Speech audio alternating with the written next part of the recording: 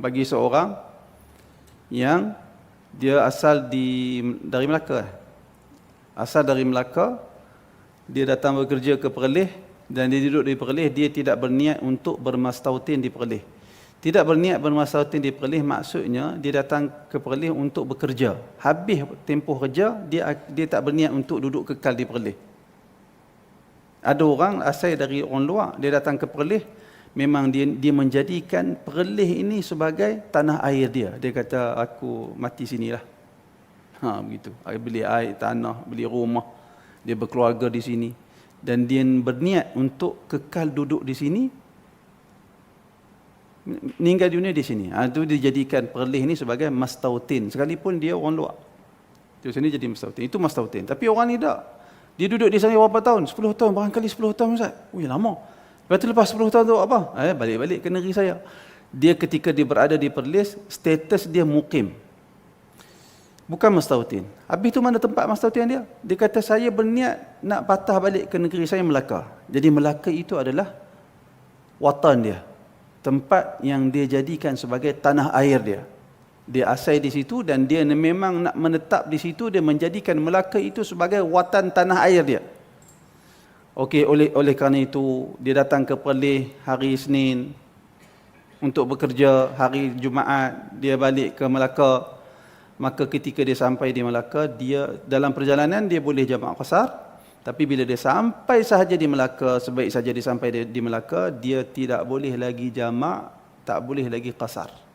Kerana dia sampai di tanah air dia. Nampak? Kalau dia sampai di Perlis, dia tak boleh lebih 4. Kalau dia akan menetap lebih 4 hari, maka dia juga tak boleh jamak qasar. Dalam perjalanan dia boleh. Bila sampai di Perlis tak boleh. Kalau dia nak menetap lebih dari 4 hari dalam satu-satu perjalanan. Kalau dia duduk sini, saya dah Ustaz, saya sampai di Perlis hari Ahad malam. Hari Rabu saya nak balik Melaka, saya ambil cuti hari Khamis dengan Jumaat. Isnin, Selasa, Rabu dia boleh jamak qasar. Kerana dia bermusafir ketika dia berada di Perlis. Tapi kalau dia kata dia sampai di Perlis hari Ahad malam. Hari Ahad malam dia sampai di Perlis. Hari itu tak kira. Terbit matahari hari Isnin tu. Hari Isnin terbit matahari. Sampailah hari Selasa terbit matahari, dikira sehari. Hari Selasa sampai hari Rabu terbit matahari 2 hari. Khamis terbit matahari 3 hari. Khamis kan? Jumaat terbit matahari 4 hari. Kalau dia akan balik selepas terbit matahari, hari Isnin dia sampai tu, dia tak boleh lagi jamak qasar. Kerana dia telah duduk di Perlis lebih daripada 4 hari. 4 hari 4 malam lah. Cara kira dia begitu. Cara pengiraan 4 hari itu seperti yang saya sebut tadi. Katakan dia sampai di Perlis, pagi Ahad. Pagi Ahad tu tak kira. Tenggelam matahari pada hari Ahad, masuk hari Isnin. Tenggelam matahari hari Ahad sampai tenggelam matahari hari Isnin, sehari. Tenggelam matahari hari Selasa, hari yang kedua. Tenggelam matahari hari Rabu, hari yang ketiga. Tenggelam matahari hari Khamis. Tenggelam matahari hari keempat. Kalau dia nak balik ke Melaka, hari Khamis tadi kan? Kalau dia nak balik ke Melaka selepas asar, bermakna dia duduk di Perlis berapa hari penuh? Berapa hari penuh? 3 hari penuh. Dia boleh tak jamak? Boleh jamak. Boleh jamak, boleh qasar. Tapi kalau dia nak balik, tadi bila? Mula daripada tenggelam matahari lah. Kalau dia balik malam hari Khamis tu, dia sampai-sampai tu, dia tak boleh lagi qasar kerana dia berstatus mukim di Perlis. Pengiraan 4 hari yang saya sebut tadi di dalam istilah para fuqaha, dia sebut arba'atu ayyam as-sahah. Dia sebut arba'atu ayyam sahah, sad ha alif ha, sad dengan beri fathah, ataupun sebahagian ulama sebut arba'atu ayyam al-kawamil, 4 hari yang sempurna. Cara pengiraan dia macam saya sebut tadi. Boleh dapat? Kalau dia sampai siang hari Ahad, sebagai contoh, kalau bekerja hari Isnin biasa kan, Kalau dia sampai siang hari Ahad, katalah waktu duha dia sampai di Perlis waktu duha. Hari itu tak kira. Waktu duha, tengah hari, petang hari Ahad itu tak kira. Tenggelam matahari pada hari Ahad, maka bermula pengiraan hari. Tenggelam matahari hari Ahad sampai tenggelam matahari hari Isnin. Tenggelam matahari hari Selasa, hari kedua. Tenggelam matahari hari Rabu. Tenggelam matahari hari Khamis. Kalau dia nak balik semula selepas tenggelam matahari hari Khamis, bermakna ketika dia sampai di Perlis hari Isnin tu, dia ketika dia sampai di Perlis hari Ahad tu, dia tak boleh jamak qasar lagi. Boleh? Kami bagi selesai cara pengiraan ni. Ya.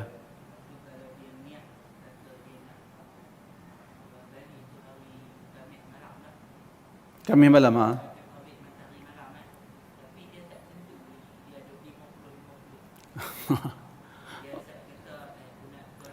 tak tentu lagi. Aku mungkin kalau dia dari Melaka dia mai ke Perlis sampai hari Ahad siang tu kita tak kira. Tapi dia kata aku ni kalau aku balik lepas maghrib hari Khamis aku jadi mukim. Maksudnya jadi mukim tu waktu di hari Ahad tu, bukan tunggu hari Khamis. Sampai tu dia bukan lagi musafir. Sebab apa dia bukan lagi musafir? Kerana dia berniat duduk di sini lebih daripada 4 hari. Jadi sampai tu tak boleh terjadi qasar. Tapi sekarang ni isu lain. Isu ni nak balik ke hari Khamis. Dia duduk 50-50. Tak tahu lagi. Ada urusan silap tak ambil cuti tak dapat sebagai contoh dia kata. Sebagai contoh kan. Silap bos tak bagi cuti apa semua, ada urusan sibuk tak boleh nak cuti apa semua. Dia kata tak tentu lagi. Orang yang macam ni dia boleh qasar selama berapa hari? 18 hari. Dia sampai di suatu tempat, dia tak pasti berapa hari dia nak balik. Maksimum dia boleh salat qasar, dia berstatus musafir sebanyak 18 hari. Apa dalil? Ni mazhab Syafi'i. Apa dalil ulama mazhab Syafi'i menetapkan sebegitu? Iaitulah tindakan Nabi yang menunaikan salat qasar dalam peristiwa Fathu Mekah. Nabi salat qasar di Mekah selama 18 hari sebahagian riwayat. Mazhab Syafi'i ambil riwayat yang 18 hari itu, lalu mereka mengatakan itu Nabi qasar selama 18 hari di Mekah dalam peristiwa Fathu Mekah. Kerana Nabi tak tahu urusan nak habis bila. Itu tempoh maksimum. Katakan masuk hari ke-19, dia tak balik lagi. Dia masih tetap di Perlis. Maka habis 18 hari itu, dia tak boleh lagi qasar. 19, 20, masuk sebulan, tak tahu lagi nak balik. Tak boleh. Dia berterusan kena salat secara tamam seperti orang biasa. Dia mukim, seperti mukim. Macam tu. Itu mazhab Syafi'i. Wallahu a'lam. Boleh? Ada soalan? Mudah-mudahan tuan-tuan ingat, terutamanya cara pengiraan hari 4 hari tadi ni. Biasanya orang dia ingat malam ni, dia lupa nanti. Saya terang nanti supaya tuan-tuan ingat. Nak tahu benda tu, kalau buka kitab, penat, meletih kan, nak jumpa. Sekarang ni taklah letih macam zaman dulu. Sekarang ni ada internet, ada search, engine search, apa mudah. Tapi kita nak kena guna perkataan yang tepat, baru kita dapat terus pergi jumpa kitab tu. Kalau kita ambil perkataan yang tak tepat, susah, tak jumpa. Dia pergi bab lain. Jadi isu-isu tu mudah-mudahan ada manfaat untuk tuan-tuan semua.